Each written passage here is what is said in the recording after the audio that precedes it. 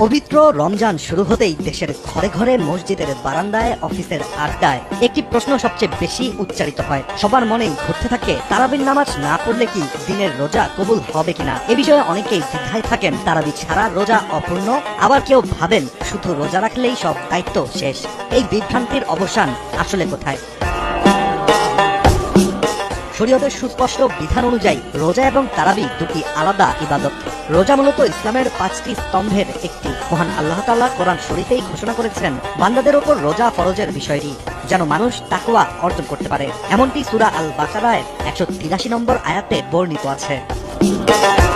মাসে রোজা রাখার মাধ্যমে প্রাপ্তবয়স্ক, সুস্থ, সক্ষম প্রত্যেক মুসলমানের জন্য সুবহে সাদিক থেকে সূর্যাস্ত পর্যন্ত পানাহার ও যৌনাচার থেকে বিরত থাকা ফরজ।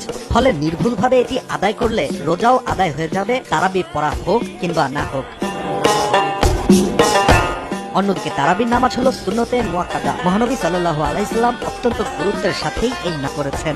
একদিকে আল্লাহ তাআলা রমজানের রোজা ফরজ করেছেন, আর অন্যদিকে নবীজি সাল্লাল্লাহু আলাইহি সাল্লাম রাতে দাঁড়িয়ে ইবাদত করাকে সুন্নাত করেছেন। এ বিষয়ে সহিহ বুখারী হাদিসে বর্ণিত আছে, কেউ যদি ঈমানের সাথে সওয়াব লাভের উদ্দেশ্যে রমজান মাসে তারাবির নামাজে দাঁড়ায়, তাহলে ওই ব্যক্তির পূর্ববর্তী গুনাহসমূহ মাফ করে দেওয়া হবে।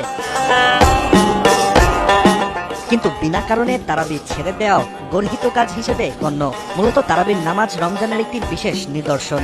ফলে অসুস্থতা, সফর কিংবা বিশেষ কারণ ছাড়া সামর্থ্য থাকা সত্ত্বেও অলসতার কারণে তারাবির নামাজ ছেড়ে দেয়া তাকওয়ার ঘাটতি ইঙ্গিত দেয়। কারণ রমজান কেবল ক্ষুধা সহ্য করার নাম নয়, এটি আমলনামা ভারী করার একটি সুবর্ণ সুযোগ। সবশেষ রমজান এমন এক মাস যা বছরে একবার আসে, কিন্তু এটির প্রতিদান আখিরাতে অনন্ত জীবনের জন্য সঞ্চিত হয়। একদিকে দিনের রোজা ফরজ দায়িত্ব পূরণ করে, অন্যদিকে রাতের তারাবি সেই দায়িত্বকে নূরের মালায় সজ্জিত করে। তাই তো যারা শুধু রোজা রেখে থেমে যায়, তারা ন্যূনতম দায়িত্ব পালন করেন, আর যারা রোজার সঙ্গে তারাবি, নফল, কুরআন তেলাওয়াত ও দোয়া যুক্ত করেন, তারা রমজানের প্রকৃত সৌন্দর্যই উপভোগ করেন।